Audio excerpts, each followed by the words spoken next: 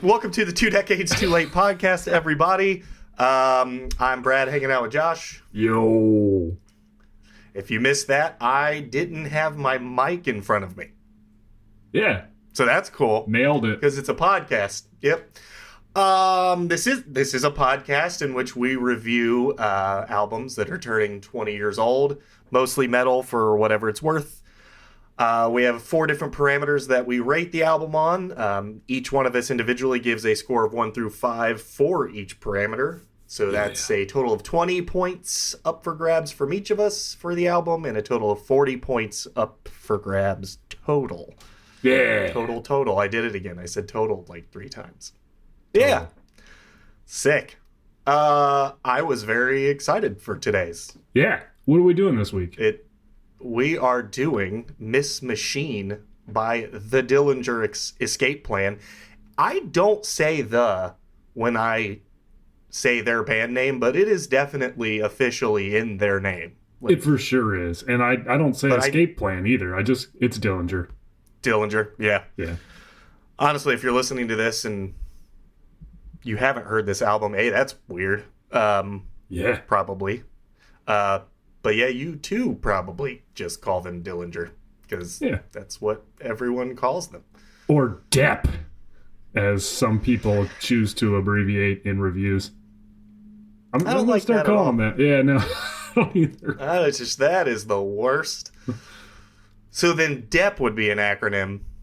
Yes. If you say Depp every time. But if you said DEP, which is worse than just Depp say somehow. Dillinger Escape Plan at that point, yeah. At that point, yeah. Dillinger would have less syllable. Dillinger, DEP, same amount of syllables. Yeah. Yeah, but you're just being a dick if you're doing the other one. Overdue. Yeah. Yeah. So, Dillinger Escape Plan. Dillinger Escape Plan, formed in Morris Plains, New Jersey in 1997. So actually relatively, around the scene at this point. 7 years active from this release. Only technically-ish one prior full-length studio album, Calculating Infinity, in 1999. But there were some demos prior to that. And then you've got the Mike Patton release between... Irony is a Dead Scene. Yep, Irony is a Dead Scene, between Dimitri departing and officially getting Greg Puciato in the band. Although he was in it for like a year before the Mike Patton release. So, really? I think so. So they just wanted to. Well, I mean, it was like a timing. Like by the time he actually got around to doing the vocals, they almost didn't even release it. But the label was so hyped for it, like they were like, "All right, yeah, let's go for it." Like it was so like past the moment at that point. Well, I'm glad they did, because it's a really cool EP. Like, I don't know if I know a lot of people missed it. One of the few albums I still own a physical copy of is nice. Irony is a Dead Scene. I don't even own a physical copy of Miss Machine. Because when I was like 18, living at my mom's in South Vienna, I had to have been older than that, because I left around then. Do you still have Calculating Infinity? I do still have Calculating Infinity. Hell yeah. I had to have been, I have no idea. This would have been when I'm hanging out with Tony Hovater and Bold Eternity, and we were hanging out late, and I had to sneak into my mom's house.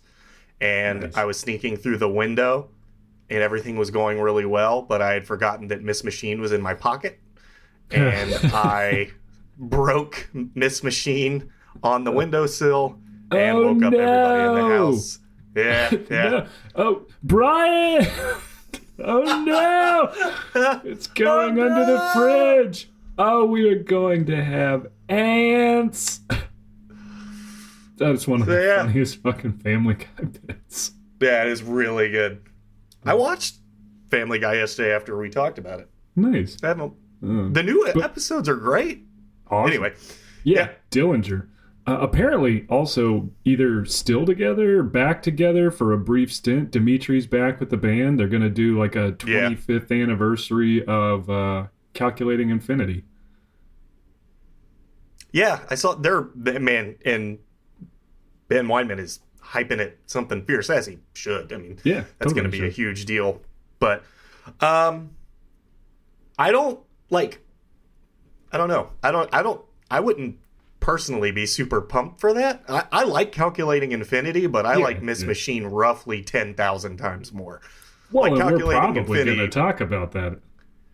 Yeah, I mean, Calculating Infinity is a good album, and the fact that it came out in 8, you said? 99? 99. That's ridiculous. It is. I mean, that's so ahead of its time, I don't even really know how to quantify it. That's outrageous. Which probably plays into a lot of like the reviews and the reception of this album in particular. Yeah? What do you got? It was kind of mixed reviews. I mean, the people who like metal tended to be more on the positive side, and the people who don't tended to be more on the negatives, or the people who wanted like Calculating Infinity Volume 2 were kind of let down by the direction that Miss Machine took, because it does sound a good bit different. It's not even... One of the reviews from Pitchfork Media gave it like a 6.8 out of 10, just citing like, a few missteps are to be expected after years of internal change, but Miss Machine's confusing musical tangents and general aimlessness show the Dillinger Escape Plan straining to find their footing in the very scene they helped to define. Specifically citing Unretrified and Setting Fire to Sleeping Giants, both of which were exclusively written by Ben Weinman. So like the most Dillinger that could be, he specifically cited those two songs. But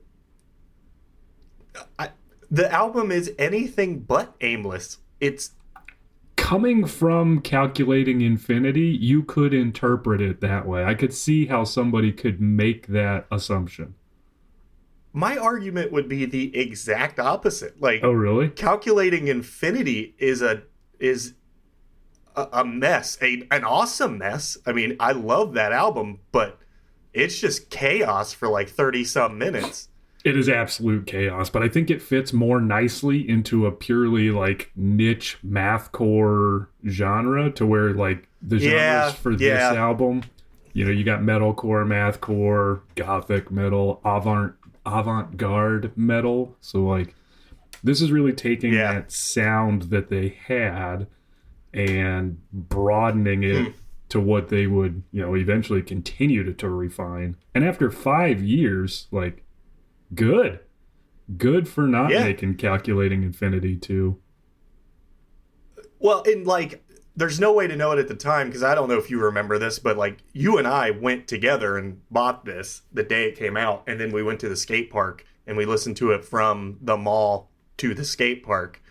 I don't know why I remember this so vividly, but and half the skate park was mad about it, and half the skate park was pumped about it. Yep. It was a very good representation of the actual wider audience view on Miss Machine, because we were both like, this is incredible.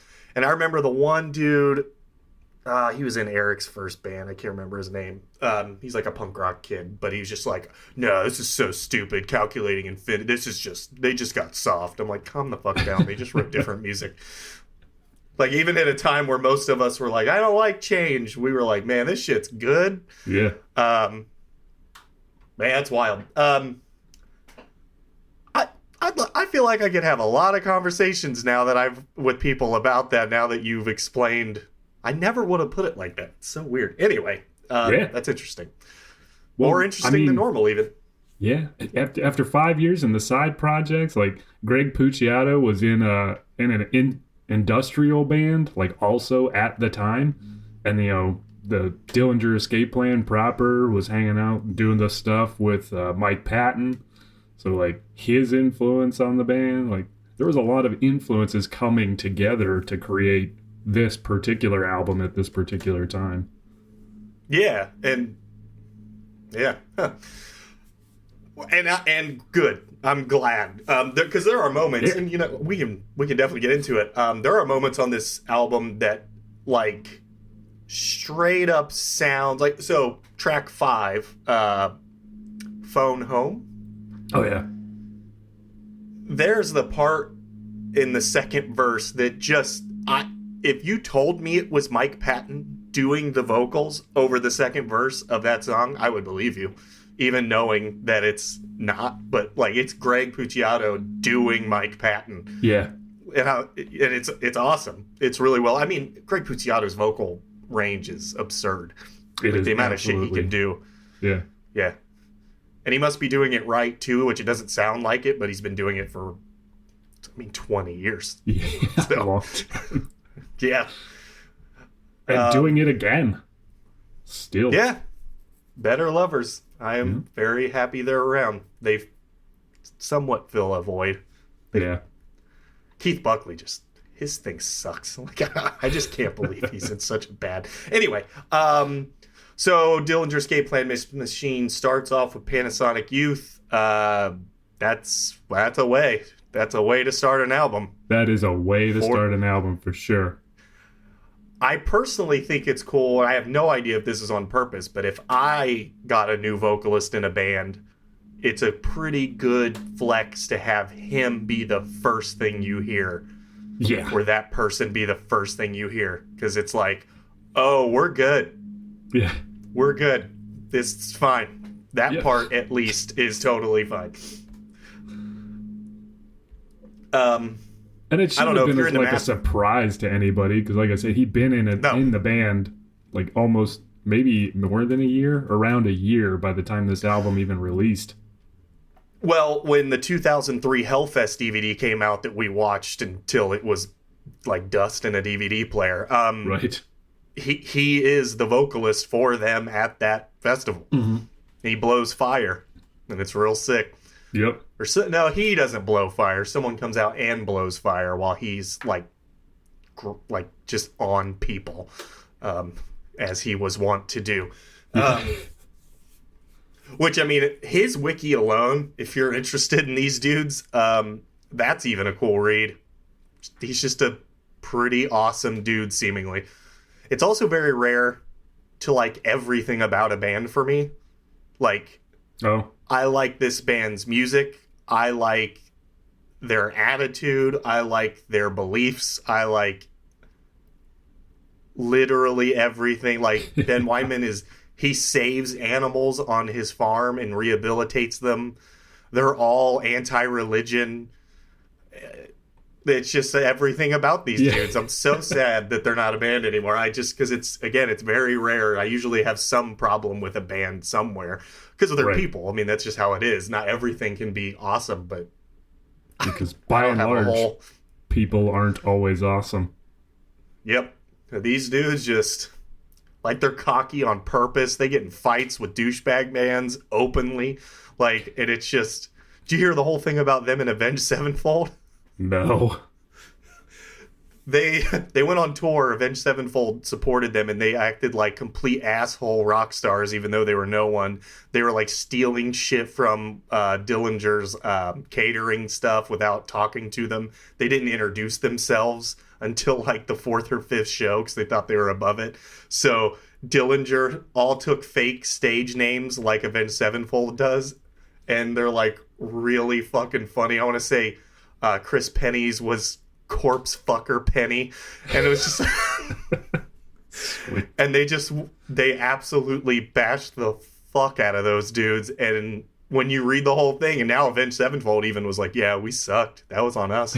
Like, so it's like 100% like justifiable. So I love these guys. Everything they do is these guys on this particular album being Greg Puciato on vocals, Ben Weinman, lead guitar / producer, Brian Benoit on rhythm guitar, Chris Penny on drums / producer, and Liam Wilson on bass.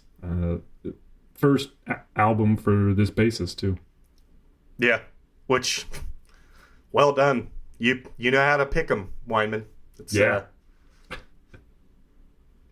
He sure do. Man, their reviews really are all over the place, huh? The reviews are kind of I mean, I'm not surprised that Rolling Stone gave them a 2 out of 5. No. Because No. I am surprised that like Rolling Stone would even take the time to review them, to be perfectly honest. But like, of the people that I know Rolling Stone has reviewed, Slipknot's The Subliminal Verses and this album, yeah. I get. Right. This is not yet to a point where it could be digested by a wider audience. It's shifting that way, but I mean, it's got like 4 parts. yeah. That like maybe anyone could hear and not just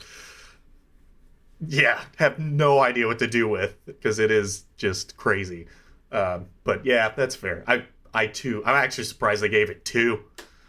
So Yeah. I mean, that's something.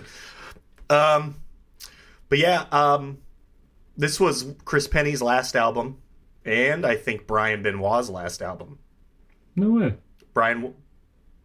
Is that right? Brian Benoit, was kind of sad. Like, he had nerve damage in his hands. Oh yeah. And he couldn't play the songs anymore. And so I think from what I understand, he like always helped Weinman if he needed it with writing and shit and ideas, because he didn't leave the band in any bad way. Chris Penny left the band in a very bad way, and Ire Works is like the lyrics on Ire Works are pretty much 60% about how much they fucking hate Chris Penny. But Damn. yeah, that's what happens when you're in a band with these sort of beliefs, and then you leave to join Coheed and Cambria because of the money.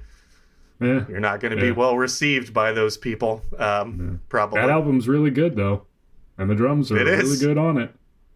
Yep. I would have done it too, for whatever it's worth. I mean, Yeah. I don't know how these people made a living making this. I mean, they did. I think they probably made a pretty decent living eventually, because they crossed the border of just noise and then legend. Right. Like, I mean, this album in particular, US Billboard 200, it peaked at 106 in 2004, so not bad, halfway up the chart. pretty good. Heat Seekers peaked at number 2, Independent Albums peaked at number 4, Top Internet Albums peaked at 106. So like, pretty decent fan reception at the very least, or people listening to it. Yeah, and you had to buy it then. Like, so if you made it to a 106, you probably you probably had a good amount of sales, because we still had to actually buy our music back then. It was even difficult to get a pirated thing at that point still. Yeah. Bitches. No kidding. Miss Machine comes in at 40 minutes. I think that 40 minutes flies by, in my opinion. Yeah, it's fast. It doesn't feel like it's that long at all. We kind of touched on Panasonic Youth. Basically, if you're into mathcore, Panasonic Youth is a perfect song. I mean, Yeah. it is really the good. example, of what I would use for that. Sunshine the Werewolf, track 2. I mean, there's not a bad song on this album. I don't really have. Yeah. This could be an annoying, like, this is good, also good. Sunshine the Werewolf has a fantastic sense of dread to it, I think. It does. There's kind of a lot of dread-inducing things on this album. Yeah. But sometimes in, like, positive, upbeat music. Yeah, it's odd. I think a lot of that comes with the obvious Nine Inch Nails influence that they flexed a lot more on this one than, obviously, Calculating Infinity. Yeah. Because Nine Inch Nails just kind of brings the dread for the most part anyway. I love that, by the way. I'm a huge Nine Inch Nails fan. Sunshine the Werewolf, also a thing that's strange to me and I love, is when you get to the bridge, the drums are produced differently. Yes. Like, and it's so cool because no one does that in metal, especially extreme metal. Like, no one's messing with like drum filters and shit. Like, right. And yet you get to that part in that song and they do it, and then the symphonic parts come in, and that's just On the production, there's even a guy specifically credited for Pro Tools. Huh. It's Jesse Cannon, by the way. Yeah. I like how you said Pro Tools. Yeah. I don't know. These aren't amateur tools that these people are fucking around with. These are Pro Tools.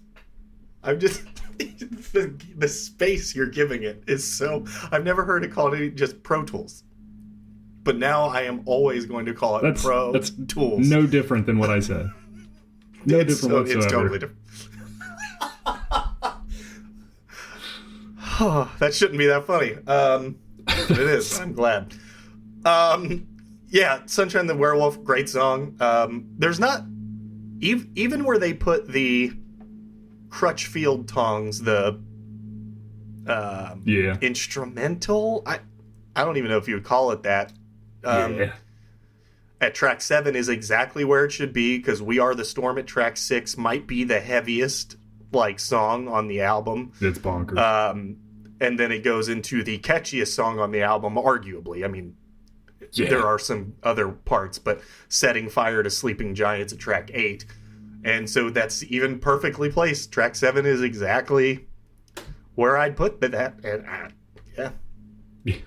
If there's going to be a quote-unquote break in the album, Crutchfield Tongs is the song and the place to do it. Also, I don't know about you, but some songs are such standouts that I kind of forget the ones after them a little bit. Like Highway Robbery at track 3, because it follows Sunshine the Werewolf, I tend to forget about that song, even though it might have the catchiest chorus on the album. I mean, you could argue. Yeah. And yet, because it follows such a hugely dense track, I forget. And then I'm listening to it, I'm like, oh, this is great. I don't know why I forget about this song, and it's just really good. Because Sunshine the Werewolf just has all the parts that get stuck in your head. I always wanted to be able to play that drum, that little slow drum fill. Yeah, I know exactly what you're talking about. And there's 5 of those on this, where it's I remember every second of everything. The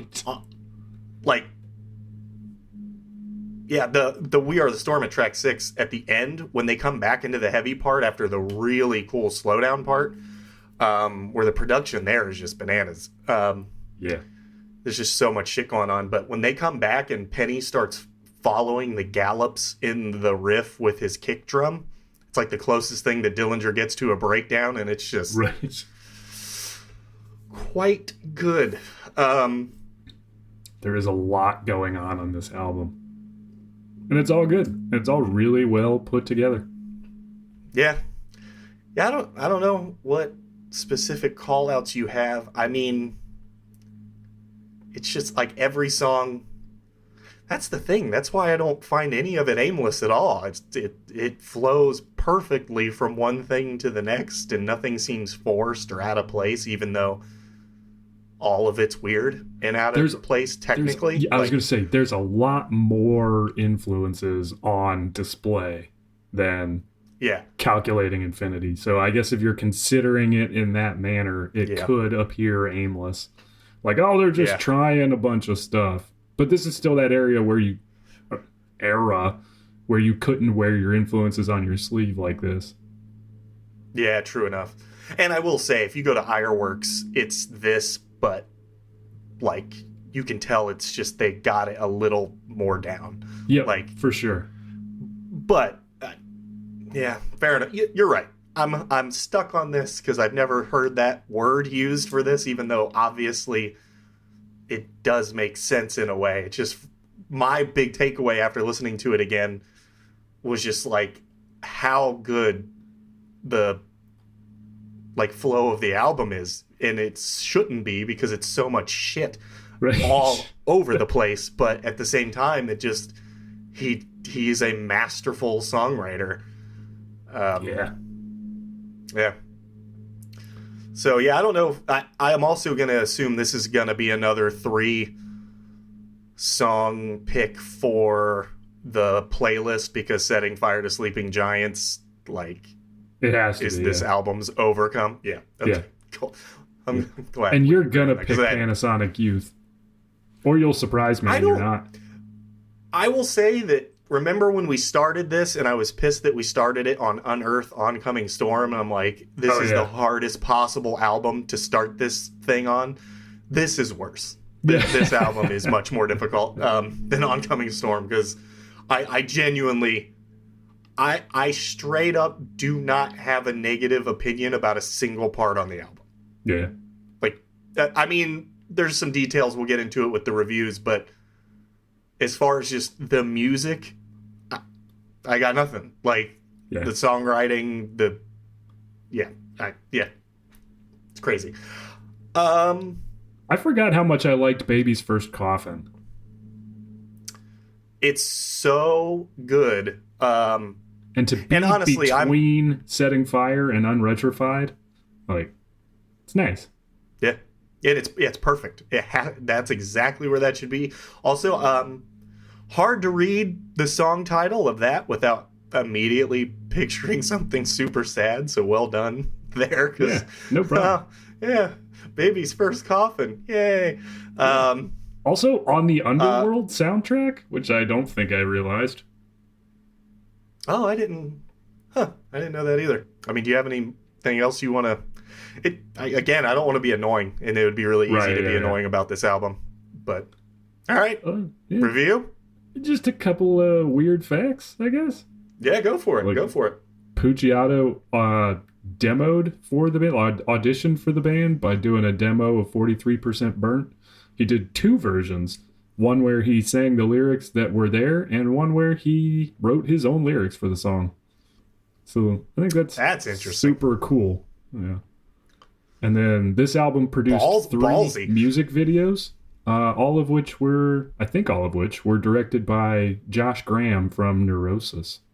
So little call back to Jam. Neurosis, they got their hands in a lot of stuff. Tentacles, yeah. That's a... Next up, tentacle porn. Ugh. Yeah. Good. I'll just bring everything to a screeching halt before we get to the think review. About that for sure. Oh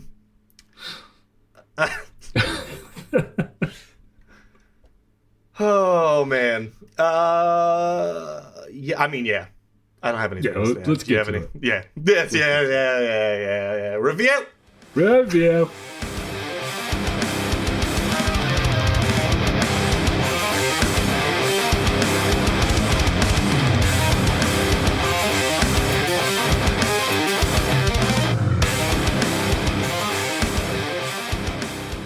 Audiophile or audiophile? Definitely two different things. PH fat. Yeah. Boy, that derailed. I just derailed myself.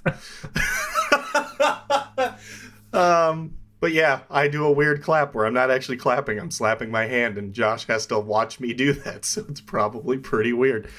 It's a weird thing to see visually.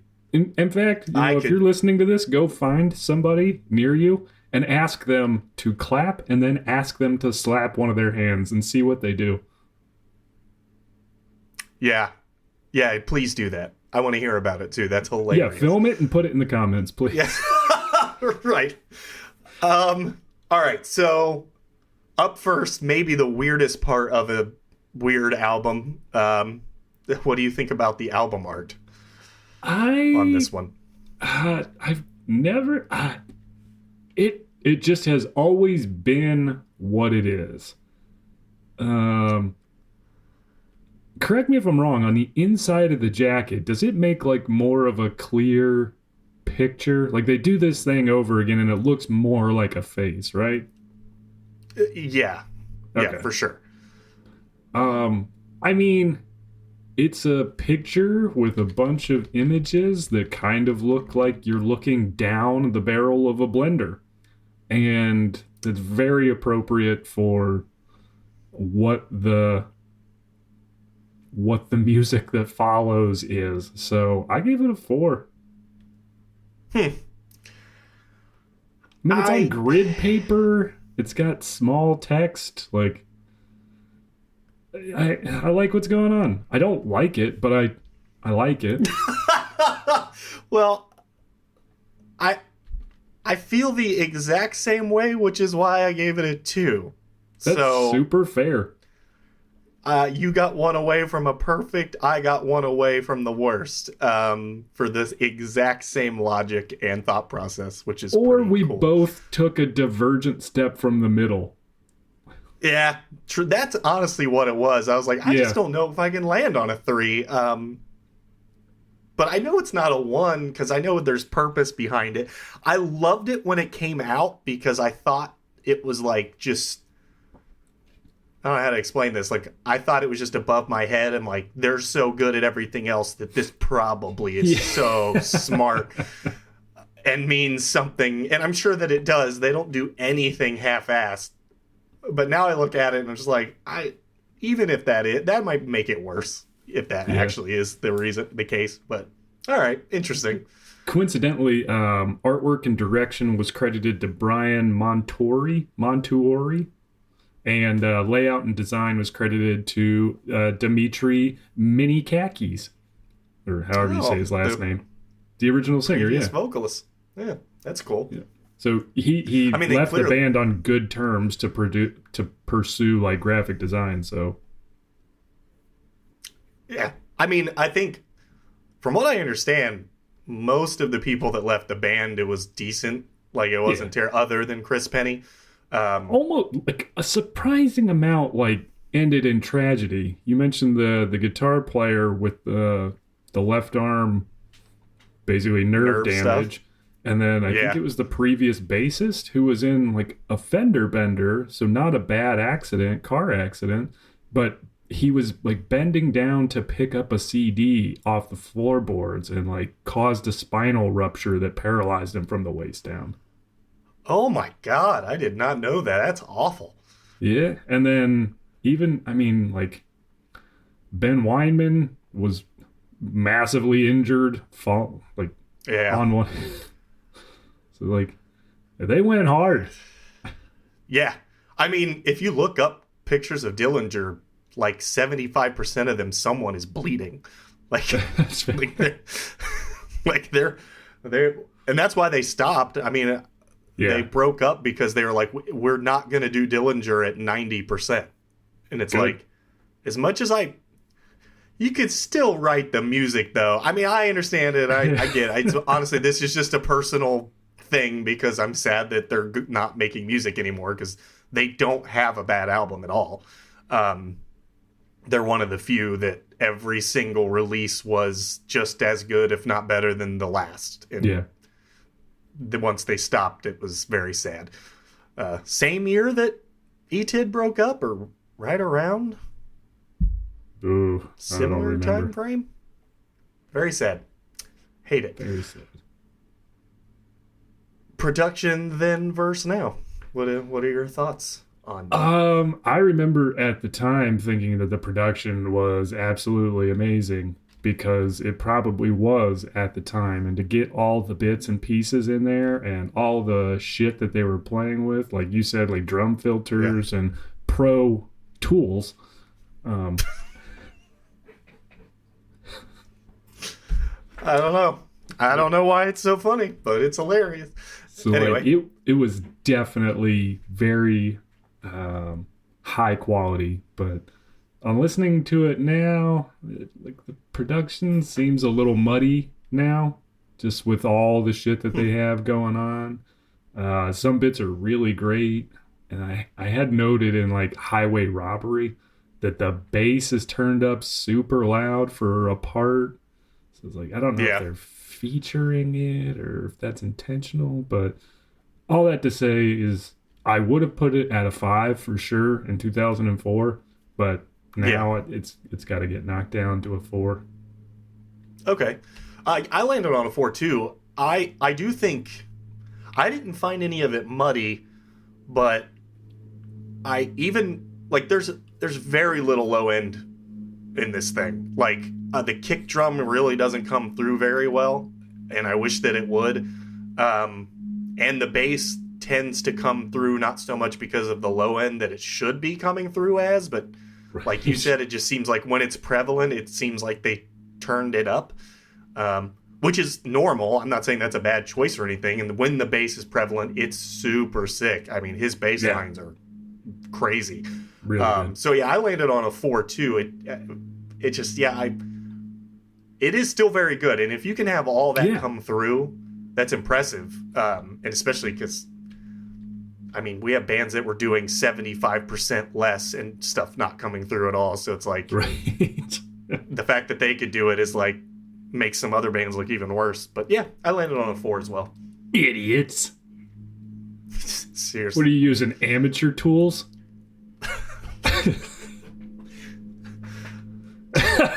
Great. I'm so glad I waited till then for that. Yep, that was the perfect spot for it. Yep. Fantastic. Crutchfield tongs, that shit. What does that mean, by the way? What does Sunshine the Werewolf mean? Somehow Sunshine the Werewolf makes more sense to me than Crutchfield tongs. I don't know why. That's fair. And it's not even Crutchfield, like the stereo magazine that you used to get. Yeah. Toaster tongs. Crutchfield tongs. Oh, Crutchfield tongs are a thing. Excellent. Skull tongs? Oh, this doesn't look good. That's our new band name. Skull tongs? That's going to be my wrestling name. Oh, man. Welcome in, Skull Tongs. Oh, no, there's not going to be a space. It's going to be the Pro Tools of wrestling names. It's going to be Skull Tongs. So is it going to be Skull Tongs or Skull Tongs? Skull Tongs. It's going to be Skull Tongs. Skull Tongs. And the Hatab.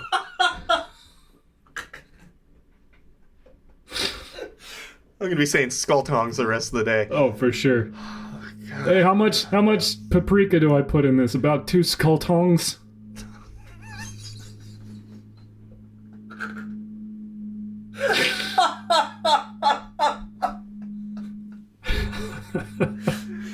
This is the dumbest thing we have talked about since Dick Shark, like 8 years ago. Super duper dumb. It's because the album's so damn good. Like, what else are we going to talk about? I know. All right, you pass the Skull Tongs? Yeah. Put that shit on everything. All right, Impact at the time. Let's dive in here. I guess this depends on what you mean by impact a little bit. This one's weird. What do you mean by the word is?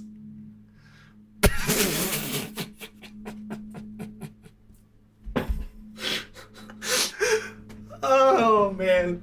I have a headache. Like, it didn't impact me. A lot of stuff, I tend to think of the impact part from how it impacted, like, I've written music this whole time, so it's right, like... yeah. I tend to take it that way, or, you know, we all went out and bought, you know, the smallest t-shirts possible because of a band in a music video or something, or, you know, whatever it is. But, like, this didn't do any of that at all, but it did, like, crack my ideas of what I could handle from listening to music wide open. I mean... Yeah, for sure. It was like, man, if I can listen to and digest this... I got a whole other world I can face now. So world. I 4? I guess. I don't know. I purposely didn't figure this one out because I didn't know. I wanted to talk it out, but yeah, I mean it impacted stuff just differently than a lot of the other things that impacted me in different ways. Right. I get that. Yeah. What about you? I gave it a 5. Okay. For similar reasons, honestly. Like, it probably affected what we wanted to do for a live show in a lot of ways. So, like, maybe not the songs we were writing because we couldn't. But, I mean, we definitely tried. Like, because we were exposed to the broader influences that they had, we're like, oh, maybe we could do some weirder shit. So... Yeah, that's true. You know what's weird, too? I forgot until the recent listen through that Edgar Griffin, I had one of those weird dissonant finger tapping parts. Nice. I had no idea. And it sounds pretty cool. I was like, man, I don't remember doing that. I don't remember doing it that well, certainly. Because,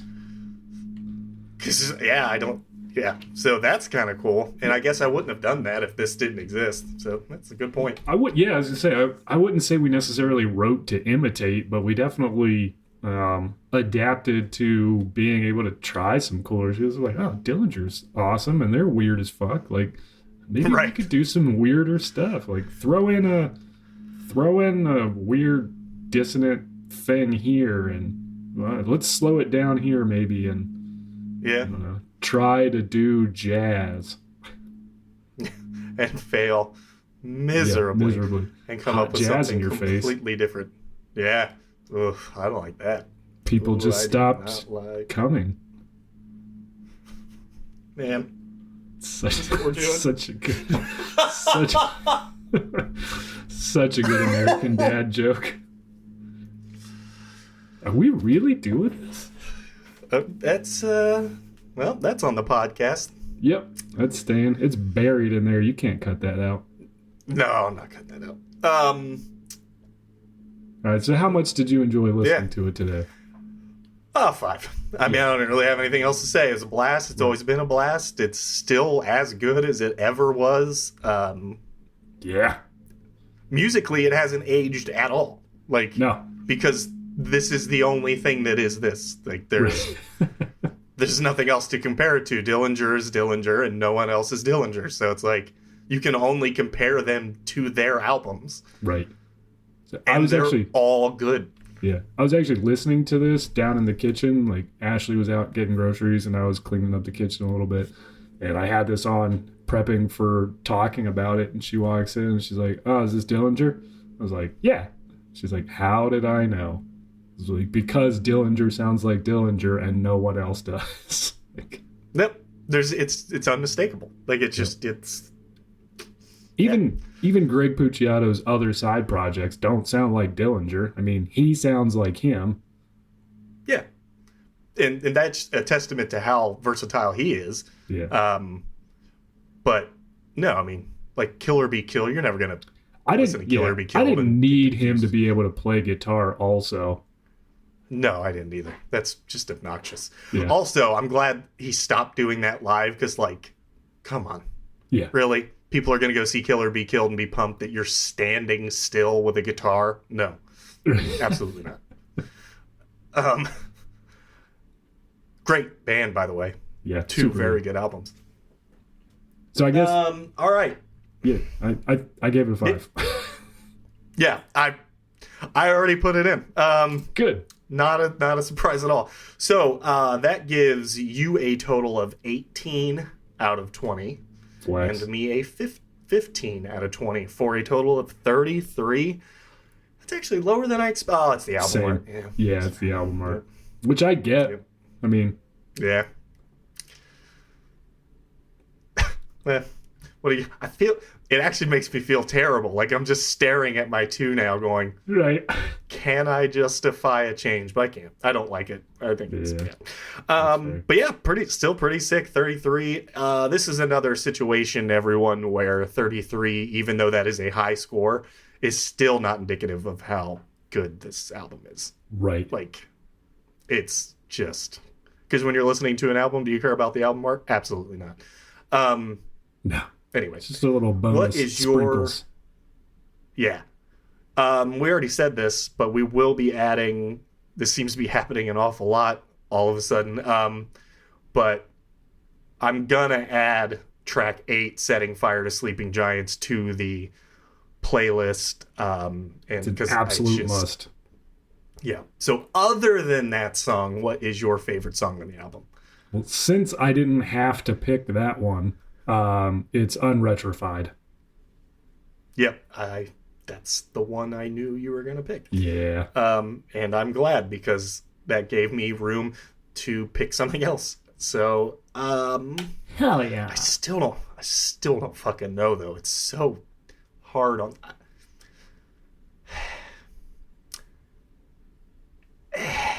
We Are the Storm. Oh, check that out. It's unique in a not weird way. It's unique in a heavy way, which for them at this point already in their career is odd. So yeah, true. I when it hits after the break, God, it's just so impactful. I just love it. So, but seriously, I mean, listen to. I mean, there's so much.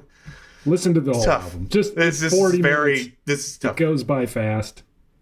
Yeah, it's just every song is so good. All right. So speaking of, we do have a playlist on Spotify. TDTL favorite songs. Yeah, still don't know how much or how little detail to give on that. Hopefully that's enough to find it. And we have an Instagram account, TDTL_podcast. Yeah. If you want to come tell us anything, agree, disagree. Preferably Skull agree. tongues. I don't handle negative criticism very well. I do handle skull tongues well. Skull tongs. We give this album 5 skull tongs out of 5. 2.5 skull tongs way up. Skull tongue sounds like a character from, what was the second Indiana Jones movie? Is that Raiders Temple of the of Lost Doom. Ark? Temple of Doom. Temple of Doom. I'm not well versed in Indiana Jones. And I don't apologize for it. Yeah, they're fine. That's it. They're fine. Most stuff Harrison Ford's ever done, fine. Yeah, I mean, boy, this is the thing. If anyone, no one's gotten outwardly pissed at us yet, that might be it. That might do it. I hope so. Yeah, same. But to land the plane, to bring us home here, I forgot to mention this earlier when I talked about the reviews. All Music kind of user and reviewer rating, both 4.5 out of 5. And I think it pretty well sums up the positive opinions on the album. And kind of like the shift from Calculating Infinity to this album. They end their review by saying, in the near future, rich women and fuddy-duddies will consider Miss Machine through opera glasses as sweaty children lash each other with cat-o'-nine tails. There's nothing more to say. The next true image of rock and roll has crawled out of the swamps of Jersey. Wow, that is good job on that. Man, we are not very good at this in comparison to that person. That is so well said. They didn't say skull tongs once. No. Or half the stupid shit we do. Yeah, I don't know. I was going to say, I immediately thought I had an idea, and then I had 4, and yeah, go figure. Tentacle porn. Sick. Yeah. Ugh. Yeah, actually gross. Yep, terrible. So I don't guess get your skull tongs mixed in with the tentacle porn. Keep them far away. Keep them very separate. And with that, you know who we are, and we've been 2 decades too late.